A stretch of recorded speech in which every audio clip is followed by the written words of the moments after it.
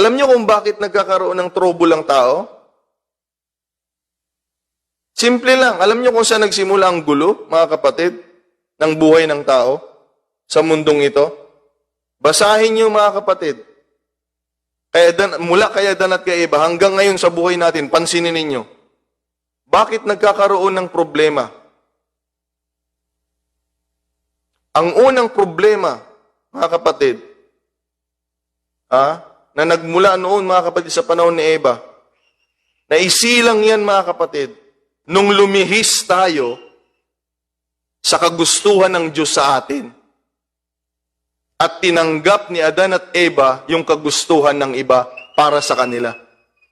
Yan ang source ng problema ng tao.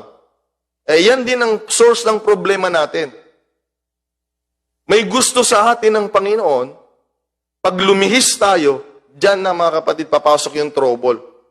Kailangan nating masaktan. Kaya nga nagkakasakit tayo, nagkakaproblema tayo para dalapit tayo sa Panginoon. At kung mayroon akong problema, mga kapatid, itong lagi kong sinasabi sa Panginoon, huwag kaagad yung, Lord, pagalingin mo ako. Huwag ganun kaagad. Tanungin ninyo ang Panginoon, Lord, bakit po? Paano nangyari ito? Sasabihin naman ng Panginoon, kasi ganito, lumalaki ka kasi, kaya kailangan mo ng lagnat laki. Minsan, pag nagtatampo ang Panginoon, sasabihin niya, hindi, may ginawa ka, ayaw ko eh. Hindi yan yung sinabi ko na gawin mo eh.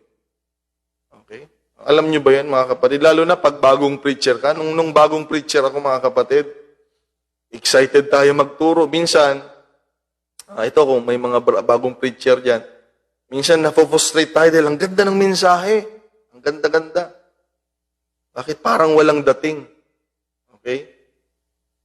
Nung bago pa ako, mga kapatid. Ako nga yung na-revive, yung mga tinuruan ko noon, nung bago pa ako, hindi sila na-revive. Nagtataka ako. Ako yung nahihirapan. Okay?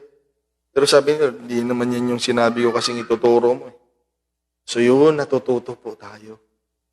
Ayan. So, madaling magturo, mga kapatid. Basta ituro mo lang yung gusto ni Lord. Okay, dahil pag hindi mo ituro, ikaw yung mahihirapan. Kaya yan, mga kapatid, ang source. Kaya nagsisimula ang problema. Okay? Kaya nagsimula ang problema at kaguluhan sa buhay ng tao. Lumihis kasi tayo. O dahil, pag mananatili naman tayo sa kagustuhan ng Diyos, anuman ang problema, na ipangaral ko nung Sunday, mga kapatid, ang problema ng mananampalataya, mga kapatid, ay sa ikaluluwalhati ng Panginoon. Ibig sabihin, gagawa at gagawa ang Panginoon ng paraan